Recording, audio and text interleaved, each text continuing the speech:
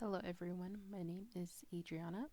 This presentation is based on the article What Teachers Need to Know About Language by Lily Wong Fillmore from the University of California at Berkeley and Catherine E from the Harvard Graduate School of Education.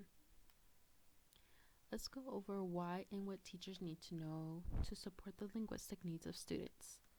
To all the educators watching, you might already know how the diversity in your classrooms has changed over the years. There are students that come with a variety of cultural and linguistic backgrounds. Due to these differences, we will take a look at your role as educators and when it comes to language. Think about how your English learners and native English speakers use language in the classroom and how your daily practices fit in with the ideas in the next slides. To support the linguistic needs of students, teachers need to be a good communicator, educator, evaluator, and an educated human being and an agent of socialization. By being an active participant in these roles, we can improve instructional activities, understand that English is a fluid language, such as Ebonics or African American Vernacular English, and how language and culture influences their behaviors compared to the mainstream culture of the classroom. In this article, this question stood out to me. Number 4, are vernacular dialects different from bad English, and if so, how? This is where being a good communicator comes in. Children at a young age are still learning how to use language, but we need to recognize that we might not all speak the same English. The English language is fluid despite its many rules. If you were to travel to another English-speaking country, you will notice their English will sound different from the standard American English. The same concept can be found in the United States.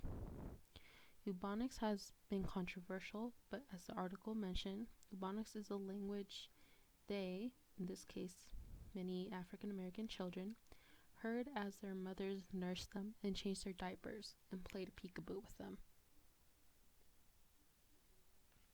So some good practices as a teacher to fit in these roles. As educators, we have the responsibility to give students a quality education. Respecting and understanding discourse patterns of a student can help us create teaching strategies that will help them acquire discourse for academic language. We must think to ourselves, am I choosing the educational material that will nurture my students' language development? And how are they going to use language during this activity? When students are required to take high-stake tests, the results might not take into account how old they are or their level of English proficiency, whereas teachers or observations of a student placing students in the appropriate placement that influences the instruction they receive. Reading research on instructional strategies is strongly recommended. Along with the history of language reuse, we will discover how the English language has changed in over a century. Advocating for better policies and programs will benefit students in language development that can prevent harmful legislation from being passed. By doing this, we become accessible to the parents or guardians of our students, especially when they recently arrive in the United States. We are the first people they encounter. Even through a simple introduction, we can get an idea of the cultural and linguistic diversity our students come with. Then, we can build upon their funds of knowledge to support language development.